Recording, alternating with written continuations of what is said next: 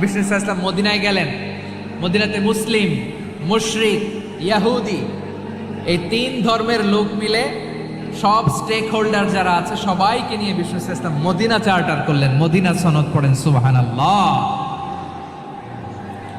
শুধু তাই নয়, মক্কাতে বিশ্বনবী পিস এগ্রিমেন্ট করলেন, শান্তি চুক্তি মুশরিকদের সাথে। মদিনাতে যে বিশ্বনবী মদিনা চার্টার করলেন, মদিনা সনদ করলেন ইহুদিদের সাথে। আবার মদিনাতে বিশ্বনবী ইহুদিদের সাথে পিস ডায়ালগ করলেন, ইন্টারফেথ ডায়ালগ করলেন, আন্তধর্মীয় সংলাপ করলেন। যেই সংলাপের মূল ভিত্তি ছিল তাওহীদ। মূল ভিত্তি ছিল কি? তাওহীদ।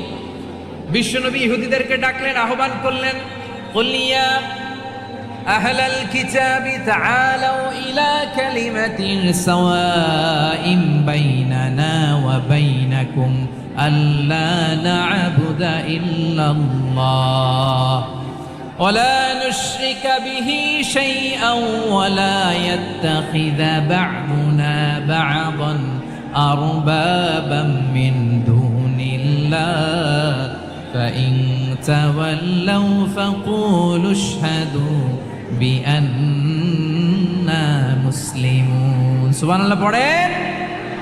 বিশ্বনবী মদিনার ইহুদিদের ডেকে বললেন, ও ইহুদিরা শোনো শোনো, আসো এমন একটা আদর্শের প্রশ্নে আমরা একত্রিত হই যে আদর্শের প্রচার তোমাদের নবীরাও করেছে, আমিও করি। যে আদর্শের কথা তোমাদের পবিত্র ধর্মগ্রন্থগুলোতে আছে, আমার কোরআনেও আছে, সেটা হলো তাওহীদ। আমরা এক আল্লাহ ছাড়া কারো ইবাদত করব না, আল্লাহর সাথে কাউরে শরীক করব না, আল্লাহ ছাড়া কাউরে রব মানব না। পড়েন সুবহানাল্লাহ। তাহলে আমার প্রিয় লালমনিরহাটের ভাইরা, মদিনাতে যেয়ে তিনি মদিনা চার্টার করলেন, মদিনা সনদ, পিস ডায়ালগ করলেন, শান্তির সংলাপ, ইন্টারফেথ ডায়ালগ করলেন, আন্তধর্মীয় সংলাপ, যার ভিত্তি ছিল তাওহীদ। সুবহানাল্লাহ পড়েন। তাহলে অন্য ধর্মের প্রতি সব সময় ইসলাম সহনশীল, টলারেন্স। যদি আপনি দেখতে চান ইসলামের নবী বিশ্ব নবীর দিকে তাকান, ঠিক কিনা বলেন? আমরা তো সংখ্যালঘুদের রাইটস প্রোটেক্ট করার জন্য কত আইন বানাই, কত বৈঠক করি, কত সংবাদ সম্মেলন করি। বিষ্ণু সাল্লাল্লাহু আলাইহি ওয়াসাল্লাম সংখ্যালঘুদের রাইটসের ব্যাপারে, অধিকারের ব্যাপারে যে কথা বলেছেন, শুনলে আপনি অবাক হয়ে যাবেন। বিশ্বনবী বলেন, আলা মান যালামা মুআহাদান আও ইনতাকাসাহু আও কাল্লাফাহু ফাওকা তাআতিহি আও কাল্লাফাহু ফাওকা তাকাতিহি আও আখাযা মিনহু শাইআন বিগাইরি তিবি নাফসিন ওয়া আনা হাজিজুহু ইয়াউমাল কিয়ামা। খবরদার, জেনে রাখো, কেউ যদি কোনো সংখ্যালঘুর উপরে অত্যাচার করে, কোনো সংখ্যালঘুর প্রাপ্য থেকে যদি কেউ কাউকে ঠকায়, সংখ্যালঘুর উপর যদি কেউ কষ্ট দেয়, কোনো সংখ্যালঘুর সম্পদ যদি কেউ জোর করে কেড়ে নেয়, আমি কিয়ামতের দিন বিশ্বনবী ওই সংখ্যালঘুর পক্ষে আর ওই মুসলমানদের বিপক্ষে বাদী হয়ে দাঁড়াবো। সুবহানাল্লাহ বলতে পারলেন না? আল্লাহু আকবার। আপনি নামাজি, আপনি মুসল্লি, আপনি হাজী সাহেব, তাহাজ্জুদ পড়তে পড়তে কপালে দাগ ফেলে দিছেন, আপনার প্রতিবেশী হিন্দু, ভাবছেন আমার তো পাওয়ার আছে, ওর জমিটা দখল করি। বিশ্বনবী বলেন, কিয়ামতের দিন ওই হিন্দুর পক্ষে তোর বিরুদ্ধে আমি বাদী হয়ে দাঁড়াবো। পৃথিবীর কোন ধর্মে এরকম স্টেটমেন্ট পাবেন? পাবেন? আপনি ভাবছেন আপনি নামাজ পড়লে হাজী সাহেব কপালে দাগ ফেলায় দিলে আপনি সালসালায় জান্নাতে চলে যাবেন না? খবরদার। বিশ্বনবী বলেন, কোন সংখ্যালঘুর উপর যদি কেউ আক্রমণ করে, তার প্রাপ্য তাকে না দিয়ে যদি তাকে ঠকায়, তার উপর জুলুম করে, তার সম্পদ যদি কেড়ে নেয়, আমি নবী, তুমি মুসলিম হইতে পারো, মুসল্লি হইতে পারো, তার পক্ষে তোমার বিপক্ষে আল্লাহর দরবারে বাদী হয়ে দাঁড়াবো। আচ্ছা লালমনিরহাটের ভাইরা, কথা বুঝতে পারলে আওয়াজ করে উত্তর দেন। বিশ্বনবী যদি কারো বিপক্ষে দাঁড়ায় কিয়ামতের দিন, আই রিপিট, আমি আবারও বলছি, বিশ্বনবী যদি কিয়ামতের দিন কারো বিপক্ষে দাঁড়ায়, ও তো সালসালায়া জান্নাতি, তাই না? জান্নাতি না? যে নবীর সুপারিশ ছাড়া জান্নাতের গেটও দেখা যাবে না, ওই নবী যদি বলে তোর বিপক্ষে আমি বাদী হয়ে দাঁড়াবো, ওই জান্নাতে আর ঢোকার কোনো সুযোগ আমাদের থাকবে? এখানেই শেষ না আমার প্রিয় লালমনিরহাটের ভাইয়েরা, এখানেই শেষ নয়। বিশ্বনবী বলেন, মান কাতালা মুআহাদান, বুখারীর বর্ণনা, মান কাতালা মুআহাদান লাম ইয়ারাহ রাইহাতাল জান্নাহ, কেউ যদি, কোনো মুসলিম যদি অন্যায়ভাবে কোনো সংখ্যালঘুকে হত্যা করে, কোনো হিন্দুকে হত্যা করে, কোনো বৌদ্ধরে হত্যা করে, অন্যায়ভাবে কোনো মুসলিম যদি কোনো সংখ্যালঘুরে হত্যা করে, জান্নাতে যাওয়া তো দূরের কথা, ওই মুসলিম জান্নাতের ঘ্রাণও পাবে না। সেই বুখারীর বর্ণনা, মান কাতালা মুআহাদান লাম ইয়ারাহ রাইহাতাল জান্নাহ ওয়া ইন্না রিহাহা লা ইউজাদু মিন মাসিরাতি 40 আমা, যে জান্নাতের ঘ্রাণ 40 বছর দূরের রাস্তা থেকেই পাওয়া যায়। সুবহানাল্লাহ পড়েন। প্রিয় ভাইরা, এখান থেকে জান্নাতে পৌঁছতে লাগবে 40 বছর। এত দূর, কত বছর? সবাই বলেন কত বছর? এখান থেকে জান্নাতে পৌঁছতে লাগবে 40 বছর। এত দূরে থাকতেই জান্নাতের ঘ্রাণ আপনার নাকে এসে ধাক্কা মারবে। বিষ্ণুই বলেন, যে ব্যক্তি কোনো সংখ্যালঘুকে হত্যা করে, জান্নাতের ঘ্রাণ তো পাবেই, জান্নাতে তো ঢুকতে পারবেই না, জান্নাতের ঘ্রাণও তার নাকে লাগবে না। পড়েন না আউযুবিল্লাহ।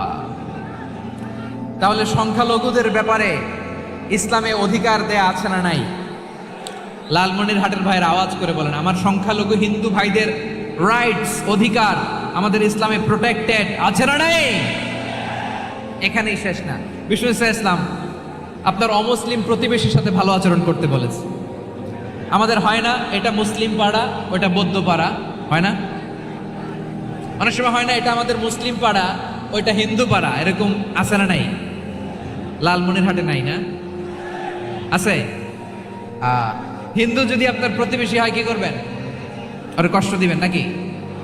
কেন? ও তো হিন্দু, ও তো আমার আল্লাহরে ডাকে না, ওরে কষ্ট দিলে যায় যাবে না? খবরদার। বিষ্ণু ইসলাম বলেন, মান কানা ইউমিনু বিল্লাহ ওয়াল ইয়াউমিল আখির ফালিউকরিম জারাহ, যে আল্লাহ বিশ্বাস করে আর আখিরাতে বিশ্বাস করে, সেজন্য প্রতিবেশীর সাথে ভালো আচরণ করে। সুবহানাল্লাহ। কলিজা জুড়ায় যায় না আমার নবীর কথাগুলো শুনলে? যে আল্লাহ বিশ্বাস করে, যে আখিরাতে বিশ্বাস করে, সেজন্য প্রতিবেশীর সাথে ভালো আচরণ করে। এখানে বলছে মুসলিম প্রতিবেশী বলছে,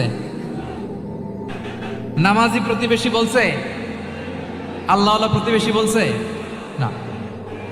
প্রতিবেশী আস্তিক হোক নাস্তিক হোক, প্রতিবেশী মুমিন হোক মুশরিক হোক, প্রতিবেশী হইলেই তার সাথে ভালো আচরণের দরকার আছে না নাই? আমার প্রিয় লালমনিরহাটের ভাইয়েরা, বিষ্ণু ইসলাম ওনার ইহুদি প্রতিবেশীদের দেখাশোনা করতেন। আমার প্রিয় ভাইয়েরা, প্রতিবেশী আস্তিক হোক নাস্তিক হোক, মুসলিম হোক হিন্দু হোক, তার সাথে ভালো আচরণ করতে হবে। বিষ্ণু ইসলাম ওনার ইহুদি প্রতিবেশীর বাসায় যেতেন। কোন প্রতিবেশী? ইহুদি। আওয়াজ করে বলেন, কোন প্রতিবেশী? ইহুদি। এক ইহুদি কিশোর বিষ্ণু ইসলামের খেদমত করতে, ইহুদি ছেলে আমার নবীর খেদমত করতো, তারা ছিল নবীর প্রতিবেশী। তো অনেকদিন হয় ইহুদি ছেলেটা আসে না। বিষ্ণুনবী খোঁজ দিলেন, ঘটনা কি? একটা ইহুদি ছেলে না আমার খেদমতে আসতো, ছেলেটা কই? খোঁজ নিয়ে জানলেন ছেলেটা অসুস্থ। বিষ্ণু ইসলাম ওই ইহুদির বাড়িতে চলে গেলেন ওই ছেলেটাকে দেখা করার জন্য, ভিজিট করার জন্য। সুবহানাল্লাহ পড়বেন না? গেলেন, যে দেখে ইহুদি ছেলেটা মুমূর্ষ, যান যান যায় যায় ভাব, বিছানায় পড়ে আছে, তার বাবা দাঁড়ানো। বিশ্বনবী তার মাথার পাশে বসলেন, মাথায় হাত বুলিয়ে দিলেন, আর ছেলেটাকে বললেন, আসলিম, হে ইহুদি ছেলে, আসলিম, ইসলাম ধর্ম গ্রহণ করো। তো ছোট্ট ছেলে ভাবে আমরা ইহুদি, এখন ইসলাম ধর্ম গ্রহণ করলে আব্বা যদি বকা দেয়, ফানাযারা ইলা ওয়াজহি আবি, ছেলেটা তার বাবার চেহারার দিকে তাকালো, দেখি আব্বা কি কয়। আব্বা যদি বলে তাইলে ইসলাম ধর্ম গ্রহণ করবে। ইহুদি ছেলেটা তার বাবার দিকে যখন তাকালো, ওর বাবা বলে, আতি আবুল কাসিম, আবুল কাসিম যা বলে তাই করো। আবুল কাসিম হচ্ছে বিষ্ণু ইসলামের একটা কুনিয়াত, উপনাম। আমার রাসূলের বড় ছেলের নাম ছিল কাসেম। যেমন দেখবেন আমাদের এলাকায় কারো ছেলের, বড় ছেলের নাম যদি হয় আব্দুল্লাহ, এরা আব্দুল্লাহর বাপ বলে ডাকে। কারো বড় মেয়ের নাম যদি হয় ফাতেমা, এরা কি ডাকে? ফাতেমার বাপ বলে না? তো বিষ্ণু ইসলামের বড় ছেলের নাম ছিল কাসেম। ইহুদি বাবা বলল, আতি আবুল কাসেম, আবুল কাসেম যা বলে তাই শোনো, মানে মোহাম্মদ যা বলে তাই শোনো। এই কথা শুনে ছেলে সাহস পাইছে, ছেলে আবার পড়তে আরম্ভ করলো, আশহাদু আল্লাহ ইলাহা ইল্লাল্লাহ ওয়া আশহাদু আন্না মুহাম্মাদার রাসূলুল্লাহ। পড়েন আল্লাহু আকবার। বিশ্বনবীর আহ্বান শুনে ওই আহ্বানে সাড়া দিয়ে ইহুদি ছেলে শাহাদা পড়ে মুসলমান হয়ে গেল। তার হৃদয়টারে ইমানের নূর দিয়ে আলোকিত করে দিল কে? প্রিয় ভাইরা, এবার রাসূল সাল্লাল্লাহু আলাইহি ওয়াসাল্লাম বের হয়ে আসলেন ঘর থেকে আর বললেন, আলহামদুলিল্লাহিল্লাযী আনকাযাহু মিনান নার। প্রশংসা সে আল্লাহর, যে আল্লাহ জাহান্নামে চলে যাচ্ছিল প্রায় এমন একটা লোককে মুহূর্তের মধ্যে কালেমায়ে শাহাদাতের বদৌলতে জান্নাতি বানায় দিলেন। আওয়াজ করে পড়েন সুবহানাল্লাহ। এই হাদিস থেকে আমরা কি শিখলাম? What is the moral of the story? এক নম্বর স্টোরি হলো, প্রতিবেশী ইহুদি হোক হিন্দু হোক, যাবেন, সুসম্পর্ক রাখবেন, উপহার দিবেন, বিপদে পাশে দাঁড়াবেন, তাইলেই তো আপনাদের প্রতি, মুসলমানদের প্রতি তারা আকৃষ্ট হবে, ঠিক কিনা বলেন? আপনি যদি হিন্দুদের সাথে বৌদ্ধদের সাথে নাই মিশেন, নাস্তিকের কাছে নাই যান, তো ইসলামের সৌন্দর্যটা ওরা বুঝবে কেমনি? আমার অনেক হিন্দু পরিচিত ভাই আছে, ওরা আমাদের ইফতারির প্রোগ্রামে এসে একসাথে ইফতারি করে। অনেক মদখোর আমার সাথে বসে একসাথে ডিনার করে, হাফ প্যান্ট পরা, গলায় স্বর্ণের চেইন, হাতে স্বর্ণের ব্রেসলেট, আইসা আমার সাথে ডিনার করছে, আছে এরকম। গাঁজাখোর, আমি বলে আসো, welcome welcome to my dinner, আসো বসো। বসলেই তো আমি ওর ডিএনএ, চিন্তার ডিএনএ চেঞ্জ করে দেওয়ার সুযোগ পাবো। চিল্লায় বলো ঠিক কি না? আসতে হবে আমার কাছে। Our door is open. The door of Islam is open 24/7. সব সময় আমাদের ইসলামের দরজা আমার অমুসলিম ভাইদের জন্য খোলা আছে না নাই? এই হাদিস থেকে দুইটা শিক্ষা। এক নম্বর শিক্ষা, প্রতিবেশী মুসলিম হোক অমুসলিম হোক, যান, অসুস্থ হইলে একটু আপেল নিয়ে যান, আঙ্গুর নিয়ে যান, কমলা নিয়ে যান, তাদের সাথে ভালো আচরণ করেন। ইসলামের বিউটি দেখে, সৌন্দর্য দেখে অবাক হবে, নসিব ভালো হলে কোনোদিন কালিমা পড়ে মুসলমান হয়ে যাবে, ঠিক কিনা বলেন? তাহলে অমুসলিমের সাথে ভালো সম্পর্ক। বিশ্বনবী ইহুদির বাড়িতে গেলেন, ইহুদির বাড়ি, আর আমার মুসলমান ভাই আমার কাফের বলে, এরকম আছে না নাই? মুসলিমরা দেখতে পারে না, সহ্য করতে পারে। বিশ্বনবী সাল্লাল্লাহু আলাইহি ওয়াসাল্লাম ইহুদির বাড়িতে গেলেন, এটা একটা শিক্ষা।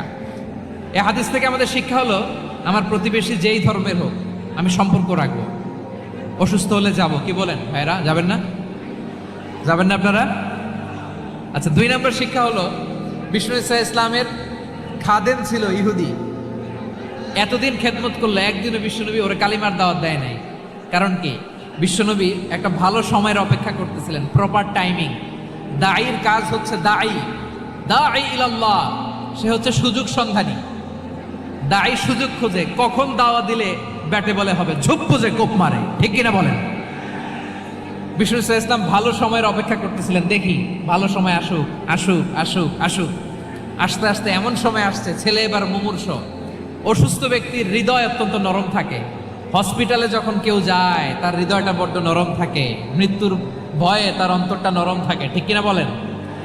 এই প্রপার টাইমিং এর অপেক্ষা করতেছিলেন। যখনই টাইমিং পেয়েছেন, দাওয়াত দিলেন, পড়ো লা ইলাহা ইল্লাল্লাহ, সুবহানাল্লাহ পড়েন সবাই। তাহলে ইসলাম অমুসলিম প্রতিবেশীর সাথে ভালো আচরণ করতে বলে। ইসলাম অমুসলিম মাতা পিতার সাথেও ভালো আচরণ করতে বলে। মাতা পিতা যদি অমুসলিম হয়, তারা ফেলে দিতে পারবেন? পারবেন? আমার লালমনিরহাটের ভাইয়েরা, অনেক হিন্দু ছেলে আমাদের হাতে শাহাদা পড়ে মুসলিম হয়, কিন্তু ওর মা মুসলমান হয় নাই, বাবাও হয় নাই, এরকম আছে না নাই? তো ও হয়েছে মুসলিম, মা বাপ হিন্দু, এখন মা বাপ কি বাদ? হ্যাঁ, মা বাপ বাদ দেয়া যাবে?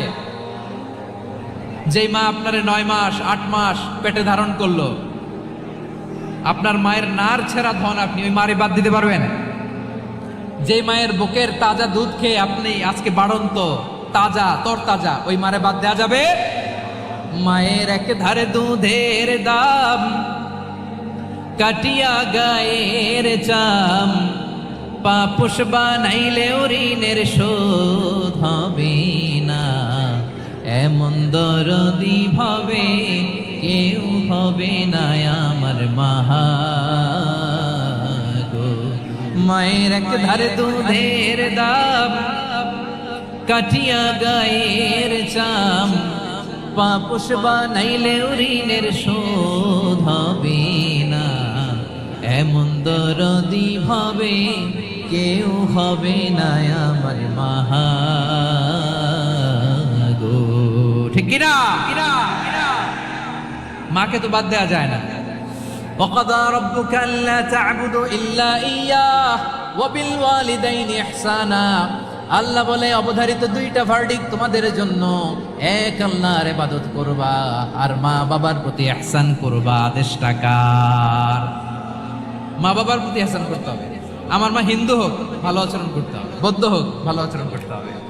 আমার যে সমস্ত হিন্দু ভাইয়েরা মুসলিম হয়েছ, তোমাদের মা বাবা এখনো মুসলমান হয় নাই, তাদের সাথে ভালো আচরণ করতে হবে। আপনাদের খেদমত নিজে করতে হবে অথবা খেদমতের ব্যবস্থা করাই দিতে হবে।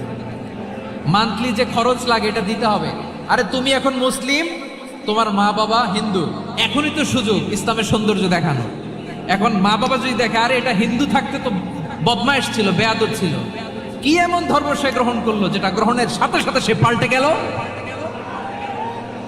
কি এমন ধর্ম সে গ্রহণ করেছে যেটা তার জীবনকে আলোকিত করে দিয়েছে? নসিব ভালো হইলে তারাও কালিমা পড়ে মুসলমান হয়ে যাবে। বিষ্ণু ইসা ইসলামের স্ত্রীর নাম ছিল আয়েশা রাদিয়াল্লাহু তাআলা আনহা, আবু বকর রাদিয়াল্লাহু তাআলা আনহুর মেয়ে। আবু বকর রাদিয়াল্লাহু তাআলা আনহুর আরেক মেয়ের নাম হচ্ছে আসমা। কি নাম? দুজনই আবু বকর রাদিয়াল্লাহু তাআলা আনহুর মেয়ে, আসমা আর আয়েশা। নাম দুটো কেমন লাগে? আসমা নামটা কেমন লাগে? আয়েশা নামটা কেমন লাগে? সবার ভালো লাগে নাই? নাম দুটো আপনাদের ভালো লাগে? লালমনিরহাটে অনাগত যদি কন্যা সন্তান হয়, যদি মনে চায় আসমা রেখে দিতে পারবে, যদি মনে চায় আয়েশা রেখে দিয়েন। দেশে বিদেশে এয়ারপোর্টে রাস্তাঘাটে শুধু বলে হুজুর একটা নাম দেন, আমার ছেলের একটা নাম দেন, মেয়ের একটা নাম দেন। তো আমার মনে আছে যশোরের আদ্দিনের মাহফিলে আমি একটা দুইটা নাম দিয়েছিলাম। আজকে লালমনিরহাটের এই প্রোগ্রামে কন্যা সন্তান যদি হয় দুটা নাম দিলাম, আসমা কিংবা আয়েশা। ইনশাআল্লাহ পড়েন। দুজন বোন, এক মায়ের না, বাবা এক মা দুইজন। আয়েশা রাদিয়াল্লাহু তাআলা আনহার মায়ের নাম উম্মে রুমান, আর আসমা রাদিয়াল্লাহু তাআলা আনহার মায়ের নাম কুতাইলা বিনতে আব্দুল উজ্জা। আবু বকর রাদিয়াল্লাহু তাআলা আনহু 4টা বিয়ে করেছিলেন। তো একই ঘটনা ঘটেছে এই ফ্যামিলিতে। আসমা ইসলাম ধর্ম গ্রহণ করে মুসলিমা, কিন্তু তার মা কুতাইলা মুশরিকা। আই রিপিট, বোঝার জন্য আমি আবারও বলি, আসমা রাদিয়াল্লাহু তাআলা আনহা মুসলিমা, আর আসমার মা কুতাইলা, আওয়াজ করে বুঝে থাকলে বলেন, আসমার মা মুশরিকা। তার মানে মেয়ে মুসলিম, মা অমুসলিম। ভেজাল আছে না নাই? কিন্তু কুতাইলা আর ধৈর্য ধারণ করতে পারে না। নার ছেড়া ধন, কলিজার টুকরা ধন, কলিজার টুকরা সন্তান। আসমারে দেখতে বড্ড মন চায়। সাইয়েদনা আসমা রাদিয়াল্লাহু তাআলা আনহা মক্কা থেকে হিজরত করে মদিনায় চলে গেলেন। হুদাইবিয়ার পর যখন মক্কা মদিনা ট্রাফিক স্বাভাবিক হলো, মক্কার লোক মদিনায় যায়, মদিনার লোক মক্কায় আসে। কুতাইলা কলিজার টুকরা সন্তান আসমারে দেখার জন্য কিছু উপহার নিয়ে বিশাল মরু পথ পাড়ি দিয়ে মক্কা থেকে মদিনায় যায়। সুবহানাল্লাহ বলেন। এখন মা আসছে মেয়ের সাথে দেখা করতে, মেয়ে তো আর দেখা দেয় না। মেয়ে ভাবছে আমার মা তো মুশরিকা, অপবিত্রা, তার সাথে কি দেখা দেয়া যাবে? বিশ্বনবীর দরবারে চলে গেলেন। সুবহানাল্লাহ বলেন। কি সৌভাগ্যবান ছিল তারা! মাসলা জানার দরকার হলেই নবীর দরবারে চলে যেত। ঘরে বউয়ের সাথে ঝগড়া হলে নবীর দরবারে চলে যেত। অনেক সাহাবী বলে আমার পেটে ক্ষুধা লাগলো আমি নবীর কাছে চলে যেতাম, কারণ নবীর চেহারার দিকে তাকালেই আমার পেটের ক্ষুধা মিটে যেত। সাইয়েদনা আসমা রাদিয়াল্লাহু তাআলা আনহা বিশ্বনবীর কাছে চলে গেলেন, যে বললেন ইয়া রাসূলুল্লাহ ইয়া হাবিবাল্লাহ ইন্না উম্মি কাদিমাতুন ইলাইয়া ওয়া হিয়া রাগিবা। আমার মা মক্কা থেকে অনেক দূর মরুর পথ পাড়ি দিয়ে উপহার সামগ্রী নিয়ে মদিনায় আমার সাথে দেখা করতে এসেছে গো নবী। আমার জানতে বড্ড ইচ্ছে হয় আমি আমার মুশরিকা মায়ের সাথে একটু দেখা করতে পারবো কিনা। আফা আসিলুহা, আগে যেমনি আমি আমার মায়ের সাথে ভালো আচরণ করতাম, যেমনি আমি আমার মায়ের সাথে সদাচরণ করতাম গো নবী, এখন আমি মুসলিমা মা মুশরিকা, এখনো কি আগের মতো সদাচরণ করতে পারবো নাকি? বিশ্বনবী বললেন নাম সিলিহা, হ্যাঁ রে আসমা, অবশ্যই অবশ্যই, আগে ঠিক যেমন তুমি তোমার মায়ের সাথে ভালো আচরণ করতে, এখনো তেমনি আগের মতো ভালো আচরণ করবা। আওয়াজ করে পড়েন সুবহানাল্লাহ। কি ইসলাম আমরা পেয়েছি! কত ব্রড মাইন্ডেড আমাদের ইসলাম, কত ওপেন মাইন্ডেড ইসলাম, কত ওপেন আপ করতে পারে, চিন্তা করতে পারেন। বিষ্ণু বললেন হ্যাঁ অবশ্যই, নাম সুলিহা, আগে যেমনি ভালো আচরণ করছো আসমা, এখন ওই রকমই করো, পারলে আরো বাড়াই করো, সুবহানাল্লাহ বলেন। তাহলে আমার যে হিন্দু ভাইয়েরা, হিন্দু বোনেরা, ইমানের বদৌলতে দৌলতে আপনি ধন্য হয়েছেন, আপনার আম্মা আব্বা এখনো মুসলমান হয় নাই, তাদের জন্য দোয়া করেন, তাদের জন্য দোয়া করেন, আল্লাহ যেন তাদেরকেও ইমানের দৌলত দান করে। আমরা সবাই পড়ি আমিন, আরো জোরে পড়েন আমিন। এখন বলেন, ইসলাম কি ন্যারো মাইন্ডেড রিলিজিয়ান না ব্রড মাইন্ডেড? লালমনিরহাটের যুবক ভাইরা আওয়াজ করো, ইসলাম কি ন্যারো মাইন্ডেড না ব্রড মাইন্ডেড? কতটা ব্রড মাইন্ডেড দেখেন। বিশ্বনবী সাল্লাল্লাহু আলাইহি সাল্লাম, অমুসলিমরা যদি নবীকে উপহার দিত, ওই উপহারও বিশ্বনবী গ্রহণ করতেন, সুবহানাল্লাহ পড়েন। আপনার অমুসলিম বন্ধু যদি উপহার দেয়, সেটাও আপনি নিতে পারবেন, যেটা নেওয়া যায়।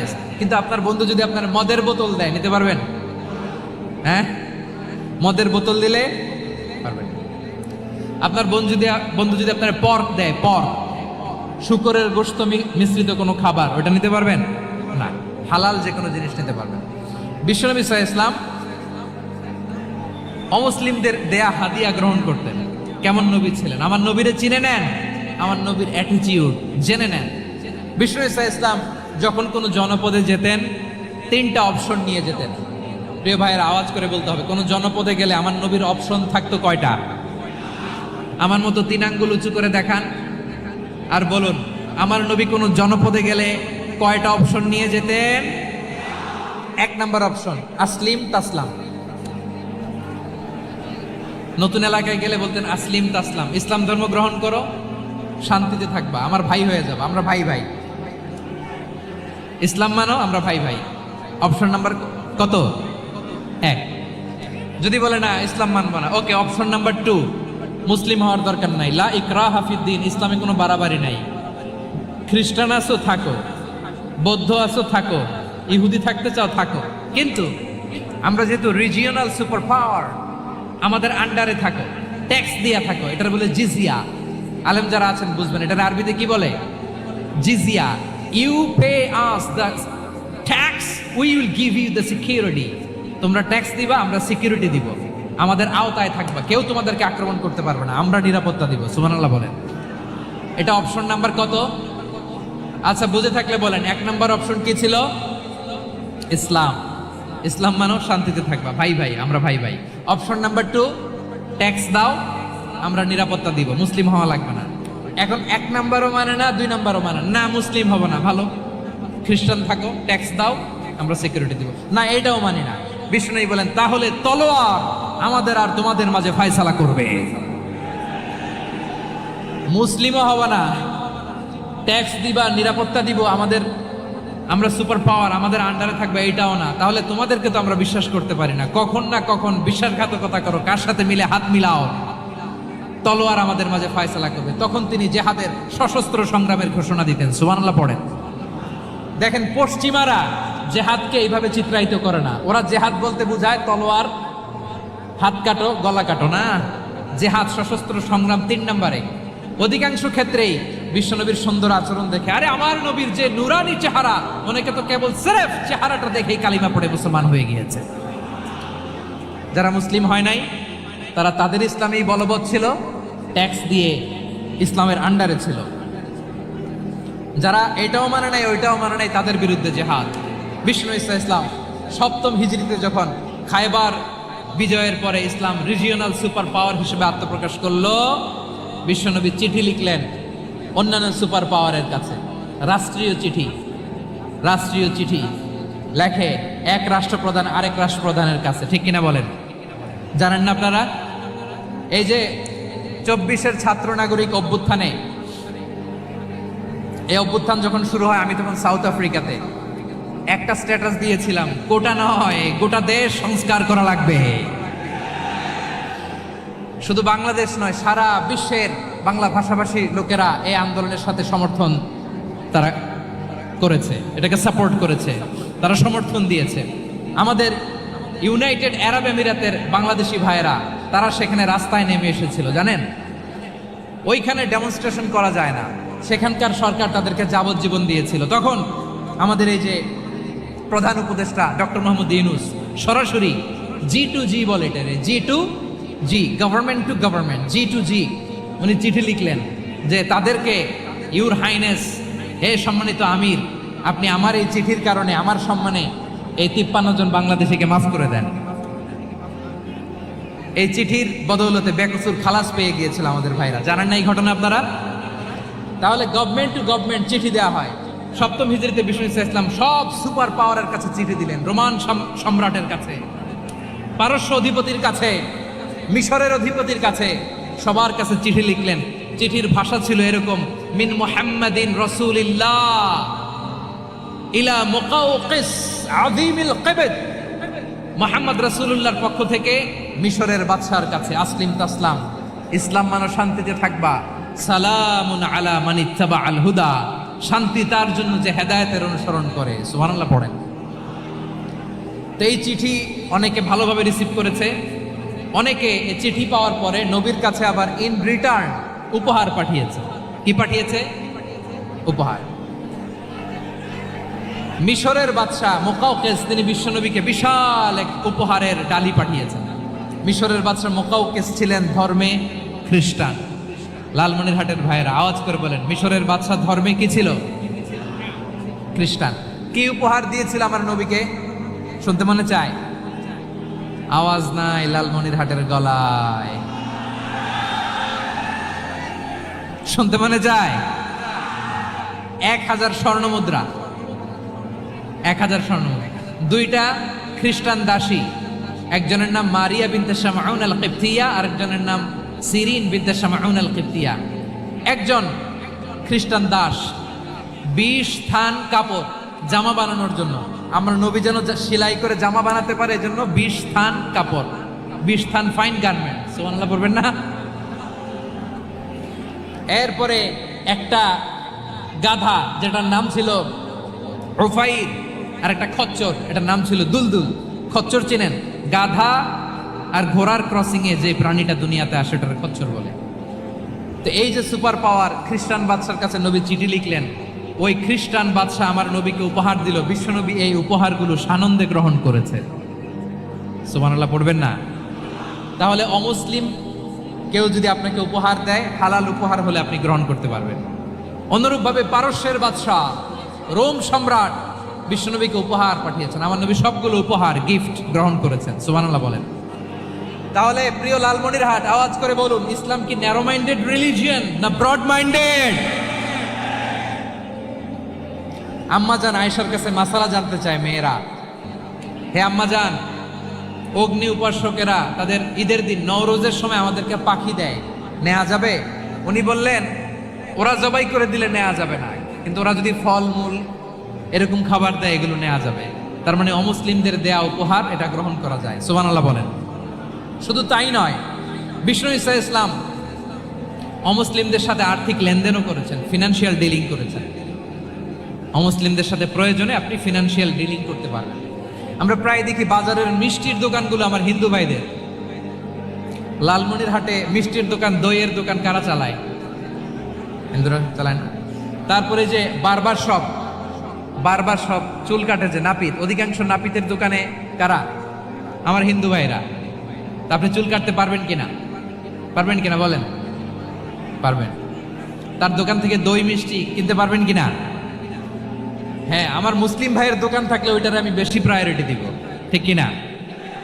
কিন্তু যদি তাদের সার্ভিস নিতে চান, প্রোডাক্ট নিতে চান, পারবেন। তার দলিল সহিহ বুখারী, আম্মা জান আয়েশা রাদিয়াল্লাহু তাআলা আনহা বলেন, ইশতারা রাসূলুল্লাহ সাল্লাল্লাহু আলাইহি ওয়াসাল্লাম মিন ইয়াহুদিয়িন তুআমান ওয়া রাহানাহু দিরআহু মিন হাদিদ।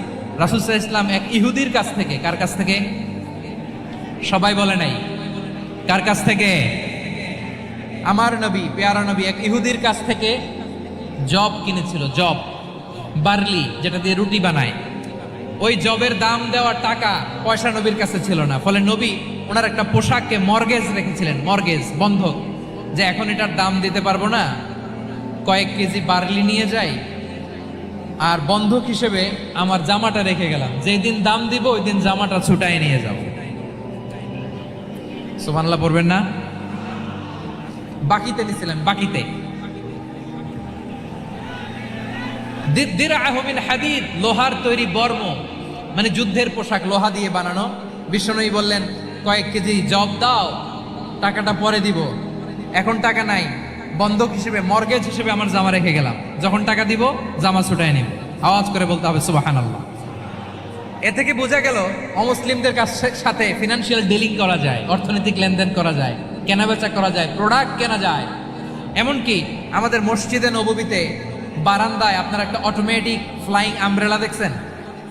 সূর্য যখন বাড়ে মসজিদে নববীর বারান্দায় ইয়ার্ডের মধ্যে অটোমেটিক্যালি কিছু আমব্রেলা আছে, সাঁ করে খুলে যায়, আর সূর্যের তাপ লাগে না। আবার সন্ধ্যাবেলায় এই আমব্রেলাগুলো ওরা ক্লোজ করে ফেলে, দেখেন নাই না? দেখছেন? এই মসজিদে নববীকে সর্বোচ্চ উন্নত মানের কনস্ট্রাকশন ইনফ্রাস্ট্রাকচার ডেভেলপ করার জন্য কর্তৃপক্ষ কিছু অমুসলিম ইঞ্জিনিয়ারের, ডিজাইনারের সহায়তা নিয়েছিল। সুবহানাল্লাহ বলেন। কোন দলিলের ভিত্তিতে? এই দলিলের ভিত্তিতে যে বিষ্ণু ঈসা ইসলাম অমুসলিমদের সাথেও লেনদেন করেছেন। আওয়াজ করে বলতে হবে আল্লাহু আকবার। শুধু তাই নয়, ইন কেস অফ ইমার্জেন্সি, প্রয়োজনে ইসলামের খাতিরে, ইসলামকে সামনের দিকে এগিয়ে নিয়ে যাওয়ার জন্য অমুসলিমদের সাপোর্ট নেওয়া জায়েজ আছে। সুবহানাল্লাহ বলেন। অমুসলিমদের সাপোর্ট নেয়া, তাদের থেকে অর্থ নেয়া, পলিটিক্যাল সাপোর্ট, পলিটিক্যাল অ্যাসাইলাম নেওয়া জায়েজ আছে। আমাদের অনেক বিশ্ববরেণ্য দায়ীরা আমেরিকায় অস্থায়ীভাবে অ্যাসাইলাম নিয়ে থাকে, নিজের দেশে গেলে ফাঁসিতে ঝুলাই দিবে। যুগ যুগ ধরে দায়ীদের উপরে এরকম অত্যাচার আর নির্যাতন আছে না নাই?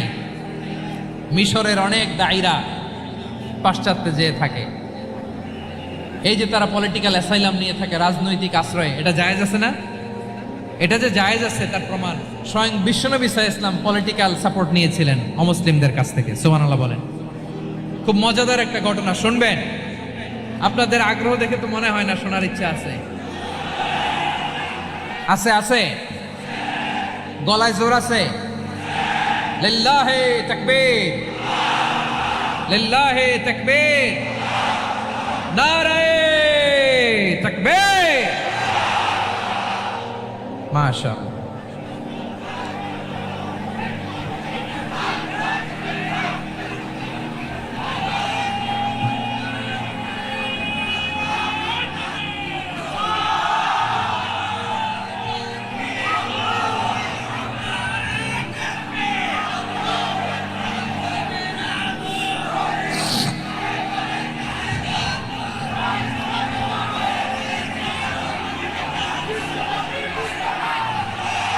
মাশাআল্লাহ মাশাআল্লাহ। থামুন থামুন আমার ভাইরা। বিশ্বনবীর বয়স তখন প্রায় 51 বছর। কত বছর? বিশ্বনবীর সবচেয়ে কাছের মানুষ খাদিজা রাদিয়াল্লাহু তাআলা আনহা ইন্তেকাল করেছেন। বিশ্বনবী বড্ড কষ্ট পেলেন, হৃদয়টা ভেঙে খান খান। যিনি ঘরের ভেতরে বিশ্বনবীকে সান্ত্বনা দিতেন, ভালোবাসা দিতেন, বাইরে গেলে কুরাইশরা বকাঝকা করে, অত্যাচার করে, কিন্তু আম্মাজান খাদিজা রাদিয়াল্লাহু তাআলা আনহা ঘরটারে এমন শান্তির নীড় বানায় রেখেছেন, এই ঘরের ভিতরে ঢুকলে বিশ্বনবীর কলিজাটা ঠান্ডা হয়ে যেত। এজন্য রব্বুল আলামিন বলেন, খাদিজা, ও আমার বান্দি খাদিজা, জান্নাতে এমন স্পেশাল একটা ঘর আমি তোমার জন্য রেডি করে রেখেছি। ওই ঘরের মধ্যে কোনো আওয়াজ নাই, ওই ঘরের মধ্যে কোনো নয়েজ নাই, ওই ঘরে কোনো বিশৃঙ্খলা নাই।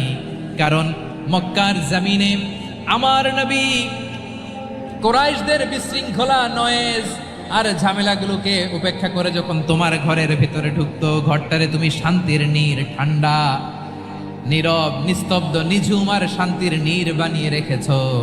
এজন্য জান্নাতে স্পেশাল একটা শান্তির নীড় আমি তোমারে উপহার দেব। ওই প্রিয়তমা স্ত্রী খাদিজা ইন্তেকাল করলেন, বিশ্বনবীর হৃদয় ভেঙে খান খান। আবার ওনার চাচা আবু তালেব ইন্তেকাল করলেন, যিনি পলিটিক্যাল শেল্টার দিতেন নবীকে। কে দিতেন? আবু তালেবের ভয়ে, বিশ্বনবীর এই চাচার ভয়ে কোনো মুশরিক নবীর গায়ে হাত দেওয়ার সাহস পায় নাই। এখন স্ত্রীও নাই, চাচাও নাই, নবীকে আশ্রয় দেওয়ার কেউ নাই। নবীর চারদিকে অন্ধকার। নবী এখন কই যাবেন? আমার পেয়ারা নবী নতুন স্টেশন খুঁজতেছেন, নতুন দাওয়াতি প্ল্যাটফর্ম খুঁজতেছেন। তিনি যায়েদ বিন হারেসা রাদিয়াল্লাহু তাআলা আনহুকে নিয়ে মক্কার পাশের একটা নেইবরিং সিটি তায়েফে চলে গেলেন। কোথায় চলে গেলেন? লালমনিরহাটের ভাইয়ের আওয়াজ করে বলেন, কোথায় গেলেন? তায়েফে চলে গেলেন দিনের দাওয়াত দেওয়ার জন্য। কি দেওয়ার জন্য? নাকি জমি কিনতে গেছিলেন? জমি কিনতে, দুনিয়ার যশ খ্যাতির জন্য, নিজের কোনো লাভের জন্য? তায়েফবাসীদেরকে জাহান্নামের আগুন থেকে বাঁচানোর জন্য। আওয়াজ করে বলতে হবে, ঠিক কিনা? বিশ্বনবী বিশাল মরুপথ, পাহাড়ি পথ পাড়ি দিয়ে তায়েফের মরুজমিনে গেলেন কোরআনের দাওয়াত নিয়ে, ইমানের দাওয়াত নিয়ে। কিন্তু তায়েফের লোকেরা বিশ্বনবীর দাওয়াতকে শুধু প্রত্যাখ্যান করেই থামে নাই, তারা বিশ্বনবীর সাথে অত্যন্ত খারাপ আচরণ করেছে। বিশ্বনবীকে শারীরিকভাবে হেনস্থা করেছে, আমার নবীকে শারীরিকভাবে অত্যাচার করেছে, আমার পেয়ারা নবীর গায়ে পাথর মেরেছে, বিশ্বনবীর গা বেয়ে ঝরঝর করে রক্ত ঝরেছে, নবী জামিনের মধ্যে লুটিয়ে পড়েছেন, আবার মেরেছে, আবার নবী হাঁটতে শুরু করলেন, পেছন থেকে আবার মেরেছে, আবার নবী রক্তাক্ত হয়ে জামিনের মধ্যে লুটিয়ে পড়লেন, আবার মেরেছে। বিশ্বনবীর মতো এত সুশ্রী মানব, বিশ্বনবীর মতো এত শুভ্র মানব, বিশ্বনবীর মতো এমন চমৎকার দেহাবয়ব দিয়ে রব্বুল আলামিন কাউকে বানান নাই। এরকম চমৎকার মানুষটাকে তারা তায়েফের ওই জমিনে রক্তাক্ত করেছে। বিশ্বনবী দুনিয়ার কোনো স্বার্থের জন্য সেখানে যান নাই, নিজের কোনো লাভের জন্য, প্রাপ্তির জন্য যান নাই, তায়েফবাসীদের জাহান্নামের আগুন থেকে বাঁচাতে গিয়েছেন। ঠিক কিনা বলেন? খেয়ে না খেয়ে দিন প্রচারের কাজে নিজেকে দিয়েছ বিলিয়ে, তায়েফের কাফিরেরা চিনল না সে আলো, দুষ্ট ছেলেদের পিছু দিল লেলিয়ে, পাথরের আঘাতে ক্ষত বিক্ষত হয়ে সারা শরীর থেকে রক্ত ঝরে। হে রাসূল তোমাকে ভুলি আমি কেমন করে, হে রাসূল তোমাকে ভুলি আমি কেমন করে। পারেন না আপনারা? ধরুন আমার সাথে, হাজার ব্যথা বেদনার পরে ফিরে আসনি তুমি আপন ঘরে, দিনের আলো তুমি ছড়িয়ে দিতে চলে গেলে মদিনায় মক্কা ছেড়ে। হে রাসূল তোমাকে ভুলি আমি কেমন করে, হে রাসূল তোমাকে ভুলি আমি কেমন করে। ঠিক কিনা বলে? প্রিয় ভাইরা, তায়েফের ছেলেরা নবীকে রক্তাক্ত করল। আমার নবী কই যাবে? কই যাবে? মক্কায় জায়গা নাই, তায়েফে জায়গা নাই। তায়েফ থেকে ভারাক্রান্ত মন নিয়ে আমার নবী মক্কায় ফিরে আসলেন। বিশ্ব নবী মক্কায় ঢুকতে পারেন না। মক্কার মরুভূমির দিকে তাকিয়ে, উপত্যকার দিকে তাকিয়ে বিশ্বনবী ধা ধা করে কাঁদেন, ঝরঝর করে। নবীর চেহারা মোবারক থেকে চোখের পানিগুলো বেয়ে বেয়ে পড়ে। আমার জন্মস্থান, আমার শৈশব, কৈশোর, যৌবন কেটেছে এই মক্কায়, আমার এলাকায় আমি ঢুকতে পারি না। বিশ্বনবী মক্কার অনতি দূরে দাঁড়িয়ে জায়েদকে পাঠালেন, জায়েদ যাও দেখো কেউ আমাকে সাপোর্ট করার মতো আছে কিনা, যাও অমুকের কাছে যাও। জায়েদ গেলেন, তারাও প্রত্যাখ্যান করে ফিরিয়ে দেয়। বিশ্বনবী বললেন যাও অমুক লোকের কাছে যাও, তিনিও প্রত্যাখ্যান করে ফিরিয়ে দিলেন। কেউ বিশ্বনবীকে আশ্রয় দিতে রাজি হয় না। নিজ জন্মভূমিতে বিতাড়িত বিশ্বনবী, সর্বশেষ বিশ্বনবী বললেন যাও মুতঈম ইবনে আদির ঘরে যাও। মুতঈম ইবনে আদি মুশরিক, তার কাছে যাও। গেলেন, মুতঈম ইবনে আদি রাজি হয়ে গেল। সুবহানাল্লাহ পড়েন। দেখেন, অনেক বিপদের সময়ও আমি নিজে সাক্ষী, সামাজিকভাবে, রাজনৈতিকভাবে কত ঝঞ্ঝা, কত ষড়যন্ত্র, কত কনস্পাইরেসি পাড়ি দিয়ে আমাদেরকে সামনে এগিয়ে যেতে হয়। এই শত্রুদের ভেতরেও একজনকে দাঁড় করিয়ে দেয় যে আল্লাহর কোরআনের জন্য রেডি হয়ে যায়। পড়েন সুবহানাল্লাহ। মুতঈম ইবনে আদি, আল্লাহ তার মনকে নরম করে দিলেন। মুতঈম বলে, মুহাম্মদ আমি তোমাকে আশ্রয় দিব। তার দুই ছেলেকে পাঠালেন, যাও খোলা তলোয়ার নিয়ে, স্কট দিয়ে, গার্ড অফ অনার দিয়ে মুহাম্মদকে মক্কায় ঢুকাও, আর বলো আমি আমান দেব। আমান কি দিব? আমান মানে সিকিউরিটি, নিরাপত্তা। সিকিউরিটি ছাড়া, আমান দেওয়া ছাড়া কেউ থাকতে পারতো না মক্কায়। দুই ছেলে বিষ্ণু ইসা ইসলামকে নিয়ে আসলো। নবী কাবার চারদিকে তাওয়াফ করলেন, নামাজ পড়লেন। আবু জাহেল, উতবা, সাইবা, ওয়ালিদ ইবনে মুগীরা সবাই দেখে, কেউ কিছু করতে পারে না।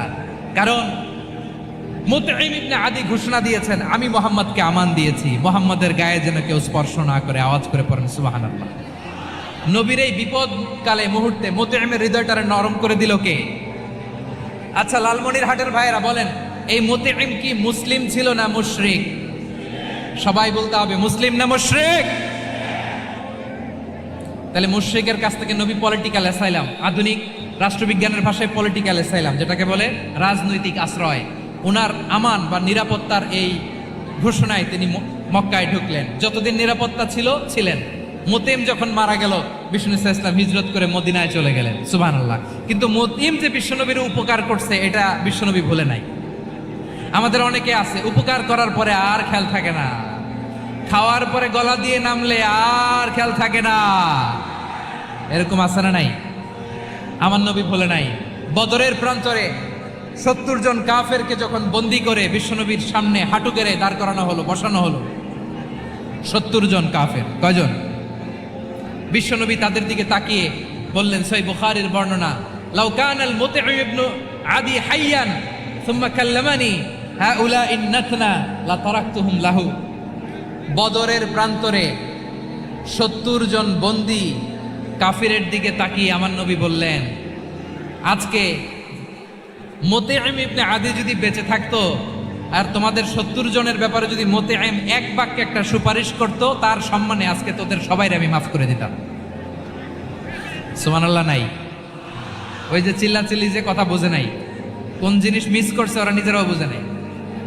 বিশ্বনবী মুতঈমের এই সাহায্যের কথা বলে নাই। 70 জন মুশরিক হাঁটু গেড়ে বসা, নবী চাইলে এখনই এক্সিকিউশন অর্ডার দিতে পারে। তিনি বললেন, আজকে যদি মুতঈম বেঁচে থাকতো আর মুতঈম যদি তোদের জন্য সুপারিশ করতে, এই আবর্জনাগুলোর ব্যাপারে সুপারিশ করতে, আমি মুহূর্তেই তোদেরকে এমনি মাফ করে দিতাম। এবার বলেন, ইসলাম কি ন্যারো মাইন্ডেড না ব্রড মাইন্ডেড? শুধু তাই নয়, যাকে যে সম্মান দেয়ার আমার নবী দিতেন, হোক আস্তিক হোক নাস্তিক, হোক মুসলিম হোক অমুসলিম। রোমান সম্রাটের কাছে বিশ্বনবী যখন চিঠি লিখলেন মিন মুহাম্মদ রাসূলিল্লাহ ইলা হিরাকলা আযীমির রোম, মুহাম্মদের পক্ষ থেকে হিরাক্লিয়াসের কাছে, যিনি হচ্ছেন আযীমির রোম। এটা নবী নিজ থেকে বানায় লিখছেন, অতিরিক্ত সম্মান দিয়ে। কোন রাষ্ট্রপ্রধান যখন আসে, তাদেরকে আমরা কি বলি জানেন? তার নামের শেষে HE এটা লিখতে হয়, H.E. মানে হিজ এক্সেলেন্সি। কি লেখে? হিজ এক্সেলেন্সি, অথবা ইউর হাইনেস, ইউর ম্যাজেস্টি। দেখেন, বিশ্বনবী সাল্লাল্লাহু আলাইহি ওয়াসাল্লাম সব নবীদেরও নবী। তিনি একজন মুশরিক খ্রিস্টান সম্রাট, রোমান সম্রাটের কাছে চিঠি লিখতে যায়, লিখতেছে, ইলা হিরাকলা আযীমির রোম, হিরাক্লিয়াসের কাছে আমার চিঠি, যিনি রোমের আযীম, হিজ হাইনেস, মানে রোমের অনেক সম্মানিত এক বাহাদুর। আওয়াজ করে বলেন সুবহানাল্লাহ। তার মানে যাকে যে সম্মান দেয়ার, এটা বিশ্বনবী দিতেন। এমনকি যেই ইহুদিরা ভালো ছিল, এই ইহুদিদেরও প্রশংসা করেছেন বিশ্বনবী মুহাম্মদুর রাসূলুল্লাহ সাল্লাল্লাহু আলাইহি ওয়াসাল্লাম।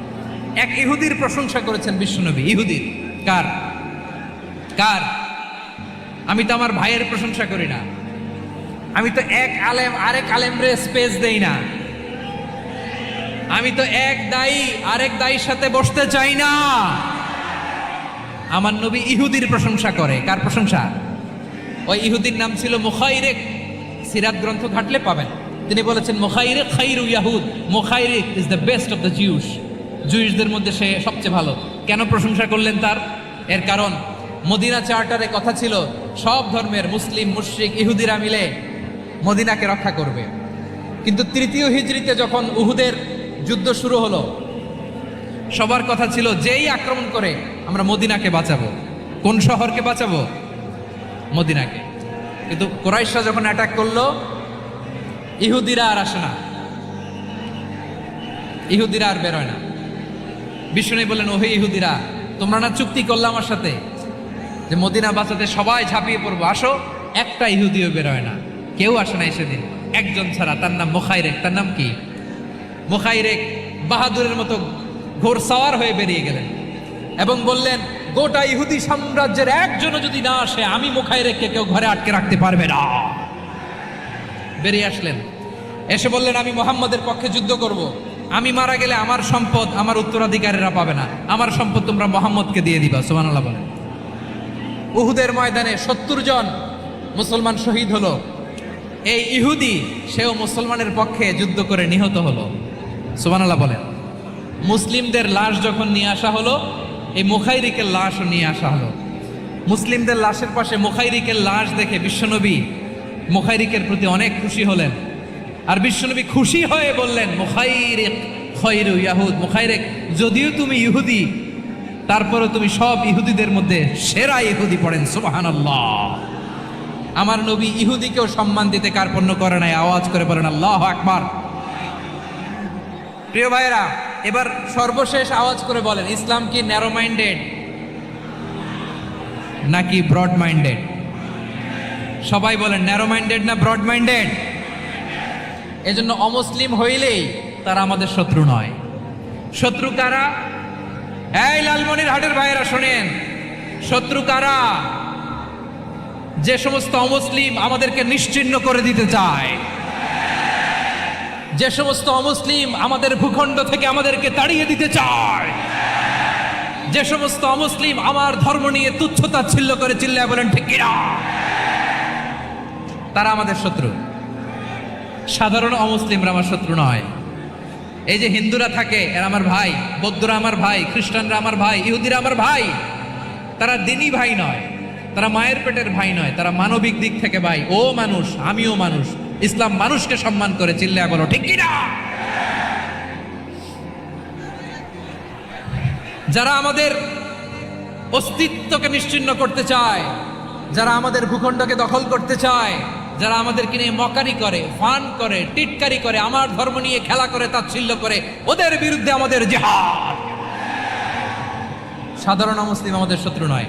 আপনি জানেন নিউ ইয়র্কে, আমি তো নিউ ইয়র্কে ছিলাম অনেকদিন, ওখানে ফিলিস্তিনিদের পক্ষে যখন আমরা মিছিল করেছি, অনেক ইহুদি আমাদের সাথে মিছিলে দাঁড়িয়েছে। কারণ ওরাও জানে এই ভূখণ্ড ফিলিস্তিনিদের ভূখণ্ড। আওয়াজ করে বলো লালমনিরহাট ঠিক কিনা। ইসরায়েলের রাজধানী খোদ তেল আবিবে অনেক ইহুদিরা বেঞ্জামিন নেতানিয়াহু তার বিরুদ্ধে মিছিল করেছে। তো তারা কি আমাদের শত্রু? না। অনেক খ্রিস্টান আমাদের সাথে আমাদের স্বার্থ রক্ষায় আমাদের পাশে দাঁড়িয়েছে। খেয়াল রাখবেন, হিন্দু আর হিন্দুত্ববাদ এক নয়, ইহুদি ধর্ম আর জায়নিজম এক নয়। জায়নিজমের বিরুদ্ধে আমাদের সংগ্রাম, আমাদের জেহাদ, চিল্লায় বলেন ঠিক কিনা।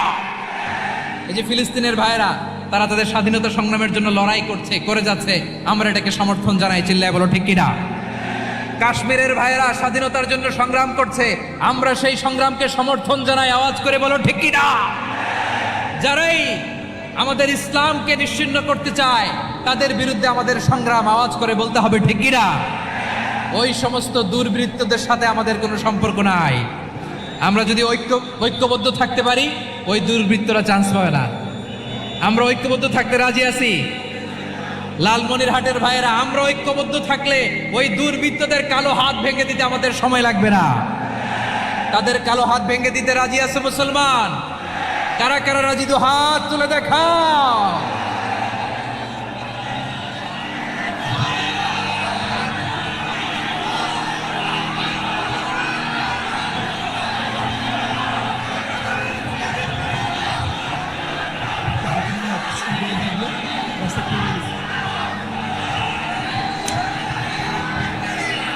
আমার প্রাণ প্রিয় লালমনিরহাটের ভাইয়েরা, শত্রু কাফের আর অশত্রু কাফেরের মধ্যে পার্থক্য আছে না নাই?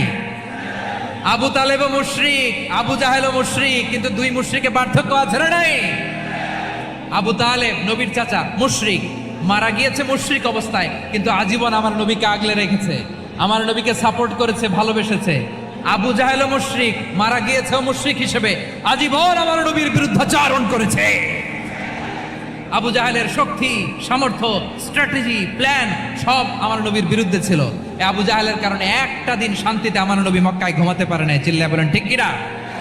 এজন্য রব্বুল আলামিন বলেন, লা ইয়ানহাকুমুল্লাহু আনিল্লাযীনা লাম ইউকাতিলুকুম ফিদ-দীনি ওয়া লাম ইখরিজুকুম মিন দিয়ারিকুম আন তাবাররুহুম وتقسطوا إليهم إن الله يحب المقسطين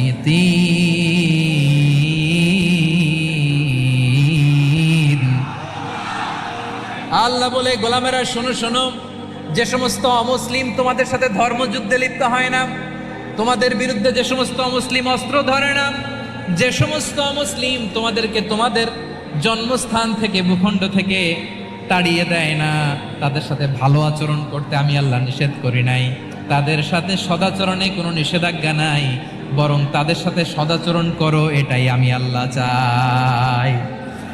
তাহলে আমার যে অমুসলিমরা আমাদের সাথে শত্রুতা করে না, তুচ্ছতাচ্ছিল্য করে না, আমাদের ভূমি থেকে আমাদেরকে উচ্ছেদ করতে চায় না, আমাদের বিরুদ্ধে অস্ত্র ধরে না, ওই অমুসলিম ভাইদের সাথে আমাদের কোনো দ্বন্দ্ব আছে? কোনো বিরোধ আছে? বরং আছে ভালোবাসা। বরং আছে কি? এই ভালোবাসা দিয়ে আমরা বিশ্ব জয় করব। রাজি আছে মুসলমান?